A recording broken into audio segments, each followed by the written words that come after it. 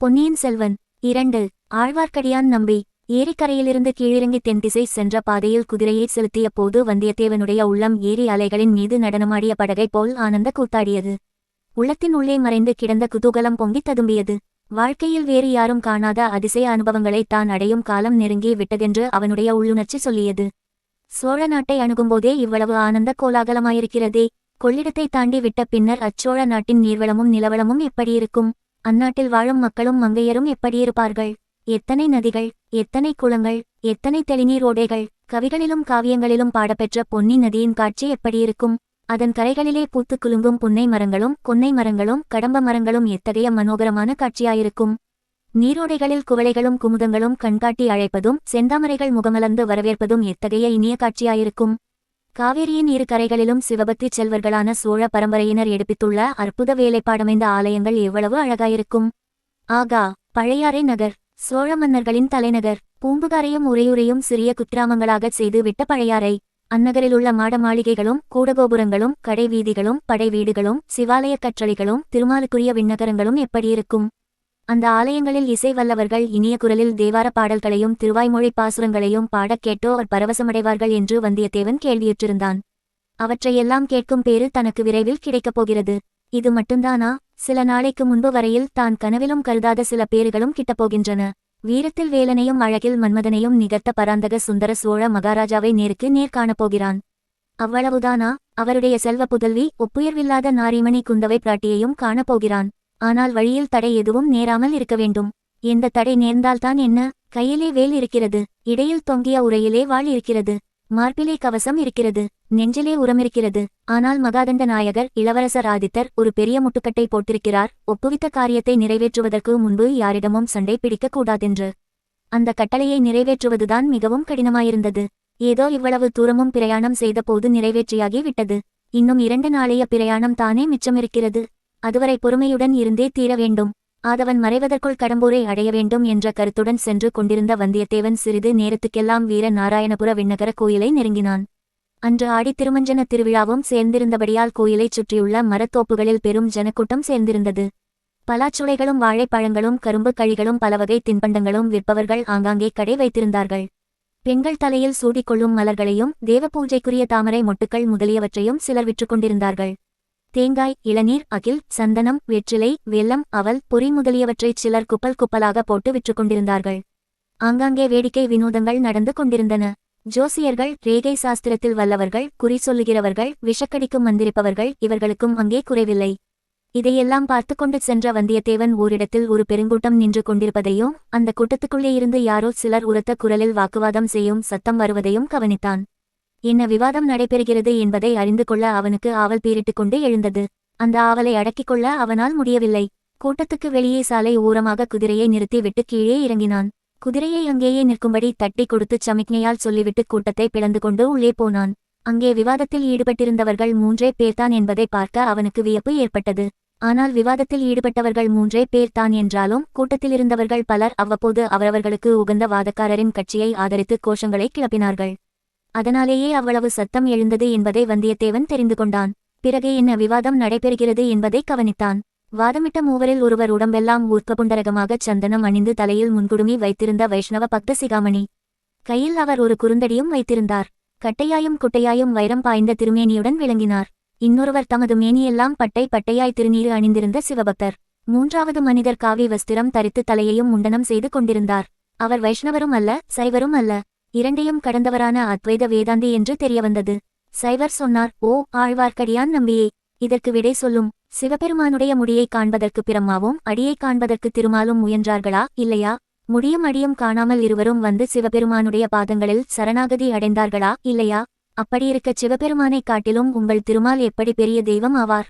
இதைக் கேட்ட ஆழ்வார்க்கடியான் நம்பி தன் கைத்தடியை ஆட்டிக்கொண்டு, சரிதான் காணும் வீரசைவ பாததுளி பட்டரை, நிறுத்தும் பேச்சை. இலங்கை அரசனாகிய தசகண்ட ராவணனுக்கு உம்முடைய சிவன் வரங்கள் கொடுத்தாரே, அந்த வரங்கள் எல்லாம் எங்கள் திருமாலின் அவதாரமாகிய இராமபிரானின் கோதண்டத்தின் முன்னால் தவிடு பொடியாக போகவில்லையா? அப்படியிருக்க எங்கள் திருமாலைக் காட்டிலும் உங்கள் சிவன் எப்படி பெரிய தெய்வமாவார் என்று கேட்டான். இந்த சமயத்தில் காவி வஸ்திரம் அணிந்த அத்வைத சந்நியாசி தலையிட்டு கூறியதாவது, நீங்கள் இருவரும் எதற்காக வீணில் வாதம் இடுகிறீர்கள்? சிவன் பெரிய தெய்வமா விஷ்ணு பெரிய தெய்வமா என்று எத்தனை நேரம் நீங்கள் வாதித்தாலும் விவகாரம் தீராது. இந்த கேள்விக்கு பதில் வேதாந்தம் சொல்கிறது. நீங்கள் கீழான பக்தி மார்க்கத்தில் இருக்கிற வரையில் தான் சிவன் விஷ்ணு என்று சண்டையிடுவீர்கள். பக்திக்கு மேலே ஞான மார்க்கம் இருக்கிறது. ஞானத்துக்கு மேலே ஞாசம் என்று ஒன்று இருக்கிறது. அந்த நிலையை அடைந்துவிட்டால் சிவனும் இல்லை விஷ்ணுவும் இல்லை. சர்வம் பிரம்ம மயம் ஜகத். ஸ்ரீசங்கர பகவத்பாதாச்சாரியர் பிரம்ம சூத்திர பாஷ்யத்தில் என்ன சொல்லியிருக்கிறார் என்றால், இச்சமயம் ஆழ்வார்க்கடியான் நம்பி குறுக்கிட்டு சரிதான் காணும் நிறுத்தும். உம்முடைய சங்கராச்சாரியார் அவ்வளவு உபனிஷதங்களுக்கும் பகவத்கீதைக்கும் பிரம்ம சூத்திரத்துக்கும் பாஷ்யம் எழுதி விட்டு கடைசியில் என்ன சொன்னார் தெரியுமா? பஜகோவிந்தம் பஜகோவிந்தம் பஜகோவிந்தம் மூடமதே என்று 3 வாட்டி சொன்னார். உம்மை போன்ற மௌடிகர்களை பார்த்துத்தான் மூடமதே என்று சங்கராச்சாரியார் சொன்னார் என கூறியதும் அந்த கூட்டத்தில் ஆஹா காரமும் பரிகாசச் சிரிப்பும் கரகோஷமும் கலந்து எழுந்தன. ஆனால் சந்நியாசி சும்மா இருக்கவில்லை. அடே முன்குடுமி நம்பி, நான் மூடமதி என்று நீ சொன்னது சரிதான். ஏனென்றால் உன் கையில் வெறுந்தடியை வைத்துக் கொண்டிருக்கும் நீ வெறுந்தடியன் ஆகிறாய். உன்னை போன்ற வெறுந்தடியனோடு பேச வந்தது என்னுடைய மூடமதியினால்தானே என்றார். ஓய் சுவாமிகளே, என் கையில் வைத்திருப்பது வெறுந்தடியல்ல, வேண்டிய சமயத்தில் உம்முடைய மொட்டை மண்டையை உடைக்கும் சக்தி உடையதும் காணும் என்று கூறிக்கொண்டே ஆழ்வார்க்கடியான் கையிலிருந்த குறுந்தடியை ஓங்கினான். அதை பார்த்து அவன் கட்சியார் ஓஹோ என்று ஆர்ப்பரித்தனர். அப்போது அத்வைத சுவாமிகள், அப்பனே நிறுத்திக்கொள், தடி உன்னுடைய கையிலேயே இருக்கட்டும். அப்படியே நீ உன் கைத்தடியால் என்னை அடித்தாலும் அதற்காக நான் கோபங்கொள்ள மாட்டேன். உன்னுடன் சண்டைக்கு வரவும் மாட்டேன். அடிப்பதும் பிரம்மம், அடிப்படுவதும் பிரம்மம். என்னை நீ அடித்தால் உன்னையே அடித்துக் கொள்கிறவனாவாய் என்றார். ஆழ்வார்க்கடியான் நம்பி, இதோ எல்லோரும் பாருங்கள், பிரம்மத்தை பரபிரம்மம் திருச்சாத்து சாத்தப் போகிறது. என்னை நானே தடி கொண்டு தாக்கப் போகிறேன் என்று தடியைச் சுழற்றிக் கொண்டு சுவாமிகளை நெருங்கினான். இதையெல்லாம் பார்த்து கொண்டிருந்த வல்லவரையனுக்கு ஒரு கணம் அந்த முன்குடுமி நம்பியின் கைத்தடியை வழிமறித்து பிடுங்கிக் கொண்டு அவனை அந்த தடியினால் 4 திருச்சாத்துச் சாத்தலாமா என்று தோன்றியது.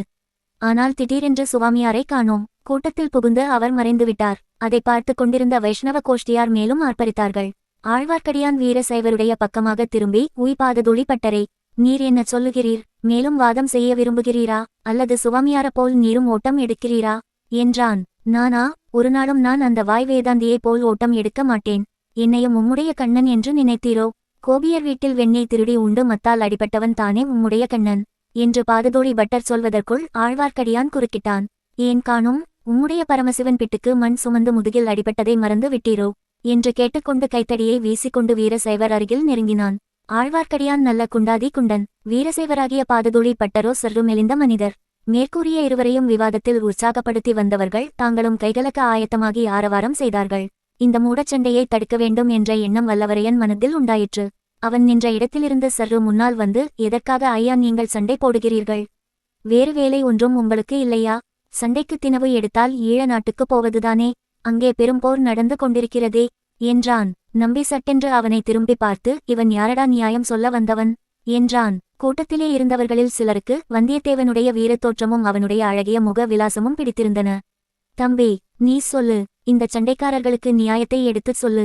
உனக்கு பக்கபலமாக நாங்கள் இருக்கிறோம் என்று அவர்கள் சொன்னார்கள். எனக்கு தெரிந்த நியாயத்தைச் சொல்லுகிறேன். சிவபெருமானும் நாராயணமூர்த்தியும் தங்களுக்குள் சண்டை போட்டுக் கொள்வதாக தெரியவில்லை. அவர்கள் சிநேகமாகவும் சுமுகமாகவும் இருந்து வருகிறார்கள். அப்படியிருக்க இந்த நம்பியும் பட்டரும் எதற்காக சண்டை போட்டுக் கொள்ள வேண்டும் என்று வல்லவரையன் கூறியதை கேட்டு அக்கூட்டத்தில் பலரும் நகைத்தார்கள். அப்போது வீரசேவ பட்டர், இந்த பிள்ளை அறிவாளியாகவே தோன்றுகிறான். ஆனால் வேடிக்கை பேச்சினால் மட்டும் விவாதம் தீர்ந்து விடுமோ? சிவன் பெரிய தெய்வமா, திருமால் பெரிய தெய்வமா என்ற கேள்விக்கு இவன் விடை சொல்லட்டும் என்றார். சிவனும் பெரிய தெய்வந்தான், திருமாலும் பெரிய தெய்வந்தான். இருவரும் சமமான தெய்வங்கள். யாரை வேண்டுமானாலும் தொழுது கொள்ளுங்கள். சண்டை எதற்கு என்றான் வல்லவரையன். அது எப்படிச் சொல்லலாம்? சிவனும் விஷ்ணுவும் சமமான தெய்வங்கள் என்று சொல்லுவதற்கு ஆதாரம் என்ன என்று ஆழ்வார்க்கடியான் அதட்டிக் கேட்டான். ஆதாரமா? இதோ சொல்கிறேன். நேற்று மாலை வைகுண்டத்துக்கு போயிருந்தேன். அதே நேரத்தில் பரமசிவனும் அங்கே வந்திருந்தார். இருவரும் சம ஆசனத்தில் அமர்ந்திருந்தார்கள். அவர்களுடைய உயரம் ஒன்றாகவே இருந்தது. ஆயினும் ஐயத்துக்கு இடமின்றி என் கையினால் முழம் போட்டு இருவர் உயரத்தையும் அளந்து பார்த்தேன். அடப்பிள்ளாய், பரிகாசமா செய்கிறாய் என்று ஆழ்வார்க்கடியான் கர்ஜனை செய்தான். கூட்டத்தினர், சொல்லு தம்பி, சொல்லு என்று ஆர்ப்பரித்தார்கள். அளந்து பார்த்ததில் இருவரும் சமமான உயரமே இருந்தார்கள். அதோடு விடாமல் சிவனையும் திருமாலையும் நேரிலேயே கேட்டுவிட்டேன். அவர்கள் என்ன சொன்னார்கள் தெரியுமா? அறியும் சிவனும் ஒண்ணு, அறியாதவர் வாயிலே மண்ணு என்று சொன்னார்கள். அவ்விதம் சொல்லி தங்களை பற்றி சண்டை போடுகிறவர்களின் வாயிலே போடுவதற்கு இந்த பிடி மண்ணையும் கொடுத்தார்கள் என்று கூறிய வல்லவரையன் மூடியிருந்த தனது வலக்கையை திறந்து காட்டினான். அதற்குள்ளே ஒரு பிடி மண் இருந்தது. அதை வீசி உதறினான். கூட்டத்திலிருந்தவர்களில் பலர் அப்போது பெரும் உற்சாகம் கொண்டு தலைக்கு தலை தரையிலிருந்து ஒரு பிடி மண் எடுத்து நம்பியின் தலையிலும் பட்டர் தலையிலும் வீசி எறிய ஆரம்பித்தார்கள். இந்த துராக்ககச் செயலைச் சிலர் தடுக்க முயன்றார்கள். அடே, தூர்த்தர்களா, நாஸ்திகர்களா என்று சொல்லிக்கொண்டு ஆழ்வார்க்கடியான் தன் கைத்தடியைச் சுழற்றிக் கொண்டு கூட்டத்திற்குள் பிரவேசித்தான். ஒரு பெரிய கலவரமும் அடிதடி சண்டையும் அப்போது அங்கே நிகழும் போலிருந்தன. நல்லவேளையாக அந்த சமயத்தில் சற்று தூரத்தில் ஒரு பெரிய சலசலப்பு ஏற்பட்டது. சூராதிசூரர் வீரபிரதாபர் மாரபாண்டியன் படையை வீறு கொண்டு தாக்கி வேரோடு அறுத்த வெற்றி வேல் உடையார் 24 போர்களில் சண்டையிட்டு 64 விழுப்புண்களைப் பெற்ற திருமேனியர் சோழ நாட்டு தனாதிகாரி தானிய பண்டார நாயகர் இறைவிதிக்கும் தேவர் பெரிய பழுவேட்டரையர் விஜயம் செய்கிறார். பராக் பராக், வழி விடுங்கள் என்று இடிமுழக்க குரலில் கட்டியம் கூறுதல் கேட்டது. இவ்வாறு கட்டியம் கூறியவர்கள் முதலில் வந்தார்கள். பிறகு முரசு அடிப்பவர்கள் வந்தார்கள். அவர்களுக்கு பின்னால் பனைமரக் கொடி தாங்குவோர் வந்தார்கள். பின்னர் கையில் வேல் பிடித்த வீரர்கள் சிலர் கம்பீரமாக நடந்து வந்தார்கள். இவர்களுக்கு பின்னால் வந்த அலங்கரித்த யானையின் மீது ஆஜானுபாகுவான கரிய திருமேனியர் ஒருவர் வீற்றிருந்தார். மத்தகஜத்தின் மேல் அந்த வீரர் வீற்றிருந்த காட்சி ஒரு மாமலைச் சிகரத்தின் மீது கரிய கொண்டல் ஒன்று தங்கியது போல் இருந்தது. கூட்டத்தில் இருந்தவர்கள் அத்தனை பேரும் சாலையின் இருபுறத்திலும் வந்து நின்றது போல் வல்லவரையனும் வந்து நின்று பார்த்தான். யானை மீது இருந்தவர் தான் பழுவேட்டரையர் என்பதை ஊகித்துக் கொண்டான். யானைக்கு பின்னால் பட்டுத் திரையினால் மூடப்பட்ட சிவிகை ஒன்று வந்தது. அதற்குள் இருப்பது யாரோ என்று வல்லவரையன் சிந்திப்பதற்குள்ளே செக்கச் சிவந்த நிறத்துடன் வளையல்களும் கங்கணங்களும் அணிந்த ஒரு கரம் சிவிகைக்குள்ளே இருந்து வெளிப்பட்டு பல்லக்கின் பட்டுத் திரையை சிறிது விலக்கியது. மேகத்தினால் மூடப்பட்டிருந்த பூரண சந்திரன் மேகத் திரை விலகியதும் பளீரென்று ஒளி வீசுவது போல் சிவிகைக்குள்ளே காந்தி மயமான ஒரு பெண்ணின் முகம் தெரிந்தது. பெண்குலத்தின் அழகைக் கண்டு களிக்கும் கண்கள் வல்லவரையனுக்கு உண்டு என்றாலும் அந்த பெண்ணின் முகம் பிரகாசமான பூரண சந்திரனையொத்த பொன் முகமாயிருந்தாலும் எக்காரணத்தினாலோ வல்லவரையனுக்கு அம்முகத்தை பார்த்ததும் உள்ளத்தில் மகிழ்ச்சி தோன்றவில்லை. இனந்தெரியாத பயமும் அருவருப்பும் ஏற்பட்டன. அதே நேரத்தில் அந்த பெண்ணின் கண்கள் வல்லவரையனுக்கு அருகில் உற்று நோக்கின. மறுகணம் ஒரு பீதிகரமான பெண் குரலில் கிரீச் என்ற கூச்சல் கேட்டது. உடனே சிவிகையின் பட்டுத் திரை முன்போல் மூடிக்கொண்டது. வல்லவரையன் தன் அக்கம் பக்கத்தில் நோக்கினான். தனக்கு அருகில் எதையோ யாரையோ பார்த்துவிட்டுத்தான் அந்த மாது கிரீச் சிட்டுவிட்டு சிவிகை திரையை மூடிக்கொண்டாள் என்று அவன் உள்ளுணர்ச்சி சொல்லிற்று. எனவே சுற்றுமுற்றும் பார்த்தான். ஆழ்வார்க்கடியான் தனக்கு சற்று பின்னால் ஒரு புளிய மரத்தில் சாய்ந்து கொண்டு நிற்பதைக் கண்டான். அந்த வீர வைஷ்ணவ நம்பியினுடைய முகம் சொல்ல முடியாத விகாரத்தை அடைந்து கோர வடிவமாக மாறியிருப்பதையும் பார்த்தான். வல்லவரையனுடைய உள்ளத்தில் காரணம் விளங்காத திகைப்பும் அருவருப்பும் ஏற்பட்டன.